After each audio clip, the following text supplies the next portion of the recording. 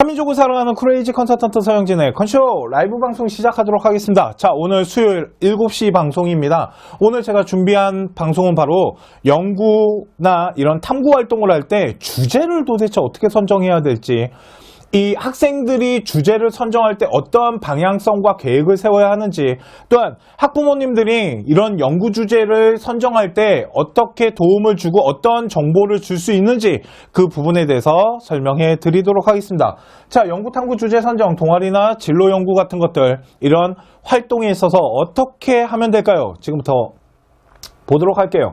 단 하나의 비법 시작하겠습니다. 학기 초 계획서를 먼저 좀 작성을 했으면 좋겠습니다. 이 계획서가 뭐냐면 우리 아이가 이제 1년 동안에 어떤 활동들을 해야 되는지에 대한 계획서와 내가 어떤 활동을 했는지에 대한 정리가 좀 필요합니다. 만일 예를 들어서 학교 수행평가를 한다 칠게요. 학교 수행평가를 하게 되면 과목당 수행평가가 이제 좀 적은 과목은 1개, 좀 많은 과목은 뭐 한 6개, 7개까지 수행평가가 진행이 됩니다. 이렇게 많은 수행평가를 하다 보면은 내가 어떤 활동을 했는지에 대해서 기억할 수가 없어요. 그러니까 내가 어떤 수행평가를 통해서 학교에다가 나의 어떤 이런 결과나 어떤 과정 같은 거를 어필할 때 내가 어떤 활동을 했는지 알고 해야 되지 않을까요? 그래서 이런 수행평가 같은 경우, 그리고 우리 아이의 학업 등급 이런 것들을 좀 한눈에 볼 수 있게끔 계획표를 좀 작성했으면 좋겠는데, 계획표를 작성할 때 윗부분과 아랫부분으로 나눠져 있는 겁니다. 윗부분은 이제 준비 계획이고요. 아랫부분은 결과에 대한 이런 계획성들, 그리고 결과에 대한 부분을 좀 정리를 해야 된다라고 보시면 돼요. 이 양식은 저희가 컨쇼 홈페이지 입시자료 게시판에다 올려놓겠습니다. 그런데 그냥 하나의 방향성을 할 수 있게끔 거시적으로 저희가 짜놓은 거고요. 이 안에 좀 더 구체적으로 형성하는 건 학생들마다 방법이 조금씩 틀리다 보니까 그 부분까지는 저희가 뭐라고 말을 못 하겠어요. 대신 이렇게 거시적으로 큰 틀은 좀 짰으면 좋겠습니다. 왜? 이제 학기 초잖아요. 그죠? 자, 그러면 계획표 작성하는 부분에 있어서 일단 거시에서 미시로 내려가야 된다라고 하는데, 여기서 잠깐, 거시는요 전체적인 걸 말하는 거고요. 미시는 구체적인 개인의 하나하나의 활동을 말한다라고 생각하시면 돼요. 자, 거시적인 계획표를 짤 때 첫 번째, 목표 대학이 있어야 되지 않을까요? 이게 뭐 서울대가 됐건 연대가 됐건 고대가 됐건 높이 잡으셔도 됩니다. 하지만 내가 가고 싶은 대학교, 이 부분을 조사를 좀 해야 되지 않을까요? 학생들이 좀 찾아봤으면 좋겠습니다. 어떤 대학교가 있고 어떤 대학에서 어떤 학과를 뽑고 있는지, 그래서 목표 대학을 정했다라면 그 학교에 어떤 학과를 지원하면 좋은지에 대해서 한번 찾아보면서 그 학과 소개 같은 것들을 보면 그 목표 대학의 학과의 인재상 같은 게 나와 있습니다. 어떤 인재를 선발하고 싶어하고, 또한 그 학과에 들어가면 무엇을 배우는지, 이런 거에 대해서 좀 전반적으로 좀 한 번 정도는 찾아봐도 되지 않을까요? 그리고 장래희망이 뭐냐면 나 이제 뭐 먹고 살 건지, 그런 직업군에 대한 부분인데, 요 윗부분은 저희 컨쇼가 컨쇼 스토리보드라는 거를 만들어서 홈페이지에 올려놨습니다. 그리고 컨쇼 스토리보드에 대한 설명도 방송에다 올려놨으니까 한번 찾아보시고요. 우리 학생이 보고 있다라면 학교나 내가 가고자 하는 어떠한 직업들, 그리고 그거와 관련된 학과들, 그 학과가 말하고자 하는 소개나 인재상, 그리고 뭘 먹고 살 수 있는지, 이런 방향성에 대해서는 직접 좀 조사를 해봤으면 좋겠고요. 학부모님들 같은 경우는 이 부분을 학생들한테 좀 알려주셨으면 좋겠어요. 그랬을 때 저희의 컨쇼 스토리보드를 사용하면 좀 좋지 않을까라고 생각을 합니다. 자, 그 밑에 보니까 이제 동아리가 나와 있는데요. 자, 동아리 같은 경우 내가 본 동아리에 어떤 동아리에 들어갈 건지 우선 계획을 짜야 되려면, 학교 예비고 학생 같은 경우는 학교에서 이제 책자를 나눠줍니다. 그 책자가 뭐냐면 우리 학교가 1년 동안에 어떤 계획을 갖고 학업을 할 거며, 우리 학교는 동아리가 어떻게 존재하고 있고, 우리는 수상을 어떻게 갖고 갈 겁니다 라는 부분에 대해서 다 올려놨습니다. 그리고 그걸 나눠주고요. 근데 그 책이 없다라고 하면 학교 홈페이지에 들어가면 됩니다. 고등학교 홈페이지에 들어가게 되면 우리 학교가 어떤 동아리를 운영하고 있어요. 그거를 미리 찾아서 이 본 동아리를 어떻게 계획을 잡아서 도전할 건지, 자율 동아리는 어떤 형식으로 만들 건지, 또 하나 자율 동아리를 만들게 되면 자율동아리는 2022 학년부터는 30자밖에 못 써요. 그죠? 2022 학년부터는 30자밖에 못 쓰기 때문에 결국은 자소서 라인인 겁니다. 내가 어떠한 활동을 했다라는 부분을 대학에다가 어필할 수 있는 건 자기소개서밖에 없기 때문에 자소서 주제를 어떻게 잡을 건지 이런 것들을 계획표 안에다가 넣었으면 좋겠고요. 봉사 같은 경우도 이게 기재가 안 되는 거지 하지 말라는 건 아닙니다. 그렇기 때문에 학교 봉사는 이제 정말로 비중이 많이 줄어들었고 개인 봉사 같은 경우 어떤 식으로 우리 아이가 라인을 형성할 건지 그래서 봉사활동에서 전공성을 찾으려고 하지 말고요. 봉사는 봉사답게 하시는 게 좋습니다. 제가 3대 봉사라 그래요. 장애인, 아동, 노인 이런 거 중에 하나를 선택해서 하면 좋겠고요. 수상 같은 경우도 학기에 하나밖에 안 들어가기 때문에 내가 어떤 수상을 주력으로 해서 준비를 하고 어떤 수상을 내가 한 학기에 하나를 기재할 건지 이런 부분들을 미리 찾아서 좀 계획을 세워놓으면 좋을 것 같아요. 그리고 진로 활동도 어떤 진로 방향을 갖고 어떤 연구를 할 건지 그러면 자 진로활동이나 동아리 같은 경우 내가 어떠한 주제를 잡아서 연구를 해야 돼요. 그죠? 그 연구를 하고 탐구를 하기 위해서는 어떠한 방향성과 주제를 잡아야 되는데 그 주제 어떻게 잡을 거냐는 거죠. 그거를 오늘 좀 이따 해드리도록 할게요. 그리고 학부모님들 같은 경우는 우리 아이가 학업 등급이 나와요. 그러니까 원점수랑 이렇게 성적 추이도 되게 중요하지만 전체 내신 등급도 되게 중요합니다. 나중에 교과 전형이라는 게 있기 때문에 그래서 학업 등급이 1학기 중간고사 때 주요 과목이 몇 등급이고 전체 과목이 몇 등급 정도 나왔는지는 계산해서 좀 써놓으셨으면 좋겠어요. 그리고 학교 수행평가가 진행된다라면 내가 어떤 수행평가를 했는지 하나도 빼놓음 없이 다 정리가 좀 됐으면 좋겠습니다. 그래야지 나중에 생활기록부를 작성하는 기간에 학교 선생님한테 내가 무엇인가를 어필하거나 무엇인가 도움을 요청할 때 이게 있어야지 할 수 있지 않을까요? 만일 5개 활동을 했다라면 그 5개를 다 어필할 수는 없어요. 내가 주력으로 학교에다 어필하고 싶은 하나, 2개 정도의 활동들을 어필을 해야 되니까 이런 부분들이 좀 잘 정리가 돼 있었으면 좋겠다라고 보시면 될 것 같습니다. 이 양식은 저희가 홈페이지에다가 올려놓도록 하겠습니다. 자, 이렇게 거시적으로 내가 어떤 활동을 1년 동안에 해야 되는지에 대해서 방향성을 잡고 계획을 세웠다라면 자, 이제 그거를 활동을 해야 되는데 그러면 동아리나 진로 활동 같은 경우 어떤 식으로 주제를 잡으면 좋을까요? 라고 했을 때 첫 번째, 전공과 관련된 주제를 선정하는 게 참 좋긴 좋습니다. 왜 그러냐면 대학교가 아무리 전공적 합성에 대한 비중을 좀 낮춘다 하더라도 내가 관심을 갖고 있어야 되는 분야가 하나 정도는 있어야 돼요. 그게 꼭 전공이 아니더라도 내가 만약 국어국문과를 가는데 어떤 사회과학 탐구의 어떤 복지에 관련된 연구를 하고 싶은가 봐요. 그러면 해야 되지 않을까요? 그렇기 때문에 가능하면 좀 관심이 있는 분야나 아니면 전공과 관련된 분야들 이런 것들을 준비를 하면 좋은데 자, 그랬을 때 학과 소개를 찾다 보면은 그 학과 안에 어떠한 학교가 가르치고자 하는 커리가 나와 있습니다.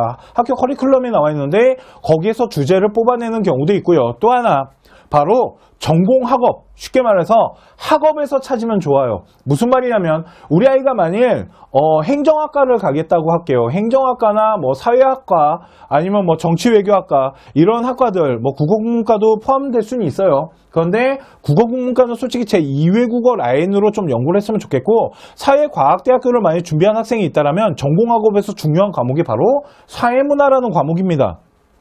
문과 학생들 사회문화를 했어요. 그런데 사회문화 안에 보면 뭐 기능론도 있고 갈등론도 있고 뭐 되게 일탈에 관련된 이런 부분들도 있는데 그 중에 우리 아이가 진짜 관심이 있었던 분야가 단원으로 봤을 때 복지제도 쪽에 좀 관심이 있어요. 그러면 복지제도 같은 경우는 뭐 공적부조나 사회보험들 여러 가지를 배웁니다. 뭐 생산적 복지 이런 것도 배우거든요. 그러면 그 여러 가지 배운 것 중에 내가 관심이 있어 하는 분야가 바로 사회보험제도의 한계와 대안인 거예요. 예를 들어서 차상위 계층 같은 게 있을 수 있겠네요.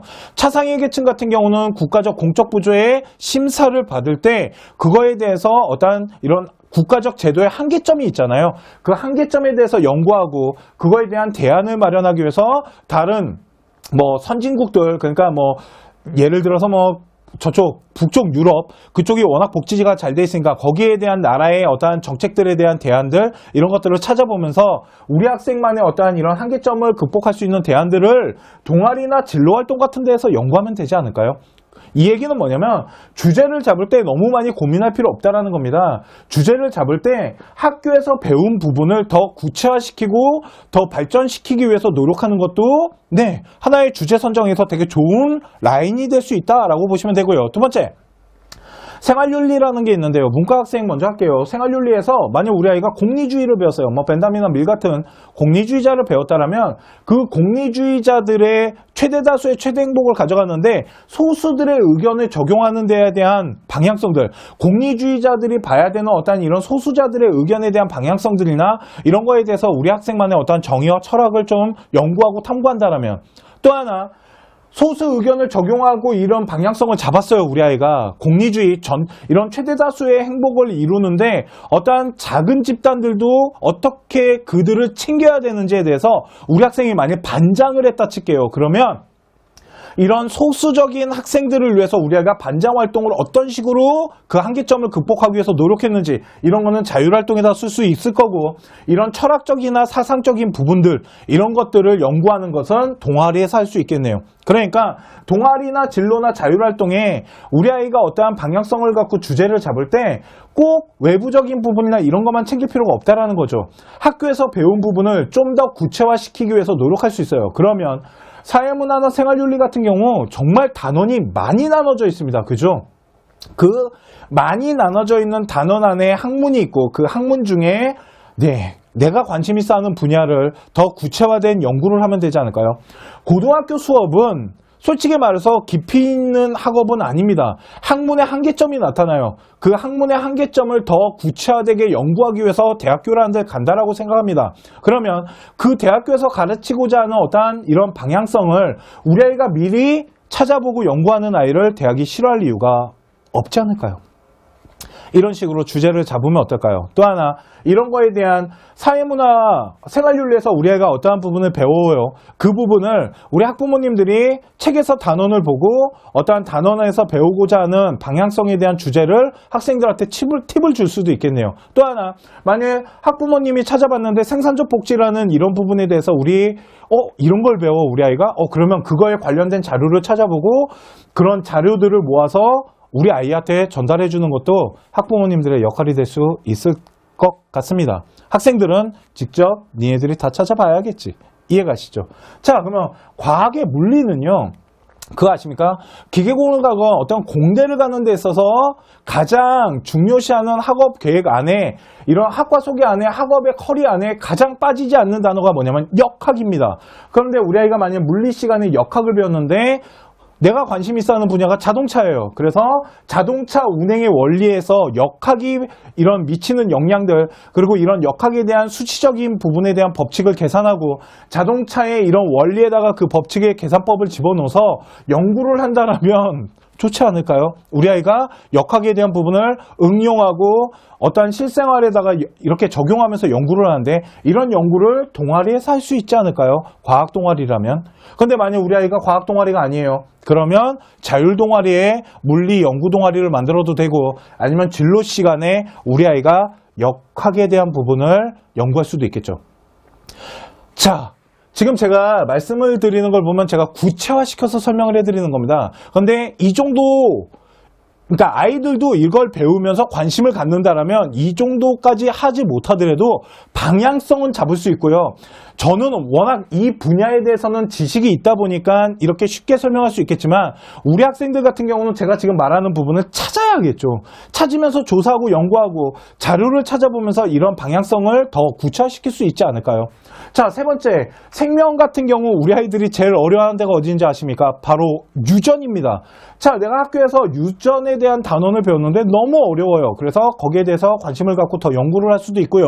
특히 내가 생명과학이나 생명공학을 하는 데 있어서 학교에서 배운 게 도둑질이라고, 유전이나 DNA나 혈액 같은 경우 그거에 관련된 관심사를 좀 더 응용하고 구체화된 연구를 할 수도 있지 않을까요? 그렇게 했을 때 유전에 이기적 유전이라는 게 있습니다.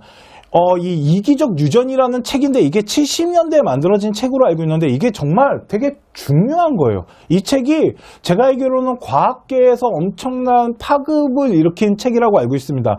그러니까 이런 이기적 유전자에 대해서 자료를 찾아보고 그거에 관련된 책을 읽어요. 그러면 그런 게 진로 독서지 않을까요? 그래서 진로 독서를 통해서 진로 활동에 이런 연구에 대한 부분 그리고 이거에 관련된 어떠한 이런 자료들 이런 것들을 독서 활동과 자료 분석 이런 것들을 통해서 진로 시간에 활용하면 되지 않을까요? 이런 식으로 내가 학교에서 무엇인가를 배웠을 때 그 부분에 대한 관심사가 있거나 어려운 부분이 있었다면 그거에 대해서 주제를 선정해서 좀 더 깊이 있는 연구가 진행되고 그 깊이 있는 연구를 하는 데 있어서 내가 좀 관심 있어 하는 분야의 주제와 연관성을 한번 찾아보면서 어느 활동 사항에다가 집어넣을 건지를 잘 체크를 하시면 됩니다. 이해 가십니까? 이렇게 주제를 선정하는 방법들이 있어요. 이게 어려운 게 아닙니다. 학생이라면 더더욱 어렵지 않고요. 학부모님 같은 경우는 찾아보기 시작하시잖아요. 학업의 단원을 찾으면서 그거에 대한 관련 주제들을 찾기 시작하면 생각보다 그렇게 어렵진 않으실 겁니다. 자, 그러면 우리 아이가 이렇게 전공학업을 응용해서 어떠한 주제들을 찾았어요.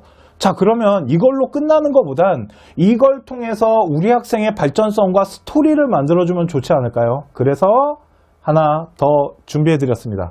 자, 학년별 주제 선정으로 스토리를 좀 구성하셨으면 좋겠어요. 이게 뭐냐면 이제 아까 거시적 계획을 세운다라고 말씀드렸잖아요. 그 거시적 계획 안에 이 부분에 대한 이 라인 그리고 스토리가 좀 연결될 수 있게끔 했으면 좋겠습니다. 이게 저희가 어디에서 보여드렸었냐면 2020학년 학생부 종합전형 특강 방송이 있었어요. 그러니까 그 특강을 저희가 홈페이지에다가 이제 유료로 올려놨었는데 지금 그게 원격 교습 학원이라는 허가 때문에 지금 잠깐 내려놨었는데요. 그리고 그거를 이제 문제를 해결을 하고 올리려고 했는데 아시죠? 사건 터진 거. 자, 그래서 그 사건 수습판이라 저희가 지금 홈페이지 개편이 스톱된 상태인데 조만간 홈페이지 개편을 통해서 학생부 종합전형 특강도 재오픈해 드리도록 하겠습니다. 그 안에 있던 내용인데 오늘 그냥 소개를 좀 해드릴게요. 자, 1학년 때 우리 아이가 시사 토론 동아리를 들어갔어요. 그런데 우리 아이의 관심사는 경제입니다. 학교에서 경제를 아직 배우진 않을 거예요. 1학년 때 경제를 배우진 않고 통사를 배웁니다. 통합사회를 배우는데 어떠한 경제 파트를 배운다거나 이런 부분들에 있어서 만약에 우리 아이가 시사 토론 동아리인데 이 친구 같은 경우는 경제 동아리나 경영 동아리를 들어가고 싶었는데 떨어졌어요. 그래서 좀 이렇게 포괄적으로 활동할 수 있는 시사 토론 동아리를 들어갔다라고 보시면 됩니다. 시사 토론 동아리에서 관심 분야가 경제예요. 그래서 경제에 대한 어떠한 전체적인 학업을 하고 그거에 대해서 좀 연구를 하다 보니까 어디에 관심을 갖게 됐냐면 무역 경제에 관심을 가졌답니다. 또 하나 2학년 때 우리 아이가 선택 과목이 경제인데 경제에서 배우는 것 중에 어떠한 무역에 관련된 게 좀 관심이 생길 수도 있겠죠. 그래서 이 친구는 1학년 때 바탕으로 하는 이런 지식을 갖고 2학년 때 FTA와 관련된 어떠한 경제무역에 관련된 부분들 이런 것들에 대해서 연구가 시작이 됐고 그 연구를 통해서 어떠한 보고서가 만들어졌겠죠. 그래서 그 2학년 때 활동을 갖고 3학년 때는 경제학자랑 연관시켜서 무역과 관련시키는 어떠한 학문적인 이론을 통해 경제, 무역이나 이런 부분에 대해서 적용할 수 있는 부분들, 실생활의 이론의 한계점들 이런 것들을 찾아내는 전문적인 연구를 하고 학술보고서를 만들었다 칠게요. 그러면 이 학술보고서는 1년 안에 만들어진 게 아니고 고등학교 1학년 때부터 계속 발전시키고 연구하면서 자신이 알고 있는 지식을 총합으로 만들어냈다. 이런 학생을 대학이 싫어할 이유가 없습니다. 이해 가십니까? 또 하나 2학년 때 생명유전학에 대해서 학습을 했어요. 그러니까 이거는 1학년이 없네요. 2학년 때 생명과학을 선택했는데 내가 진짜 어려웠던 과목이 어디예요? 라고 했더니 생명과학 중에 유전과 혈액이 정말 어려운데 특히 유전이 너무 어렵다라는 겁니다. 그래서 그 유전에 대한 학습했던 부분이 2학년 때 있다라면 그거에 대해서 우리 아이가 좀 더 발전시키고 그거에 대해서 유전과 관련된 독서를 2학년 때 진로 독서를 통해서 같이 시행을 했어요.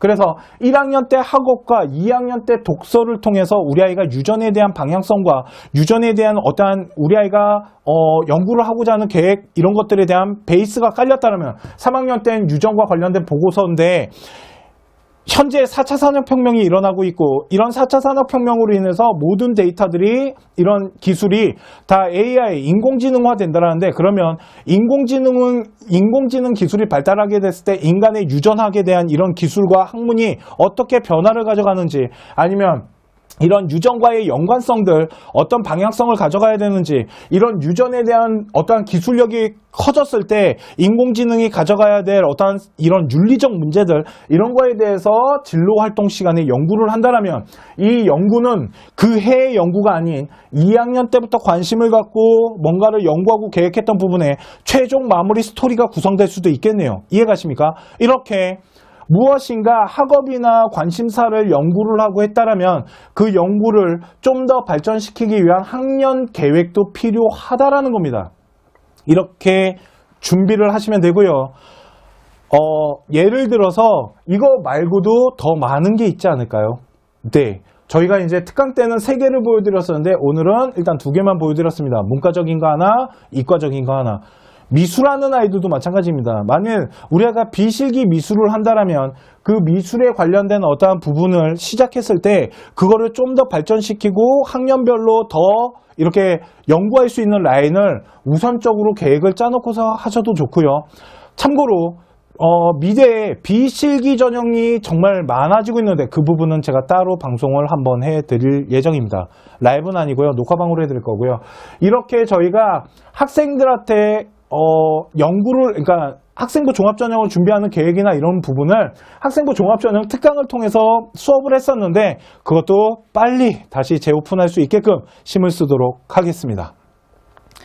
자, 오늘 저희 컨쇼 라이브가 준비한 것은 여기까지게요. 그래서 연구 주제 그리고 탐구할 수 있는 이런 부분들 이런 것들에 대해서 뭔가를 선정할 때 되게 어렵다고 생각하시는데 학교 활동 안에서 무엇인가 더 관심 있고 더 구체화시킬 수 있는 부분에 대한 연결성을 좀 잘 생각해 보시면 돼요. 마지막으로 팁을 하나 더 드리면 학교에서는 진로 특강이라는 걸 합니다. 근데 진로 특강을 우리 아이가 들었다라면 보통 학생들은 아무것도 하지 않아요. 그러니까 아무것도 하지 않으니까 생활기록반에 우리 아이만의 이야기가 들어갈 수 없는 거겠죠. 자, 그렇다면 진로 특강을 들었다라면 그 진로 특강의 관심사를 어떻게 더 발전시키기 위해서 우리 학생이 우리 아가들 그리고 우리 학부모님들이 어떤 정보를 줘서 어떻게 움직일 수 있는지 우리 학생들 같은 경우는 그거를 더 내가 관심을 갖고 연구했던 방향성들 이런 것들을 학교에다가 어필할 수 있게끔 개인 근거 자료를 만드셔야 됩니다. 이렇게 준비를 하셔야 됩니다. 이해 가시죠? 네. 이게 연구 주제 선정하는 방법인데 제가 이제 컨설팅을 하다 보면 학부모님들이 되게 이 부분에 대해서 되게 많이 물어보세요. 어떤 연구를 했으면 좋겠는지. 그랬을 때 이제 파악할 수 있는 부분들에 대해서 일부의 팁을 좀 드린 겁니다. 이거보다 더 많은 주제 선정 방법이 있겠지만 학생들과 학부모님들이 하기 가장 좋은 방법은 바로 학업 안에서 끄집어내는 게 가장 좋습니다. 이해가시죠? 자, 그러면 오늘 저희 컨쇼가 준비한 라이브 방송 여기까지 하도록 하고요. 잠시 기다리시면은 입시 상담 또 진행해 드리도록 하겠습니다. 감사합니다.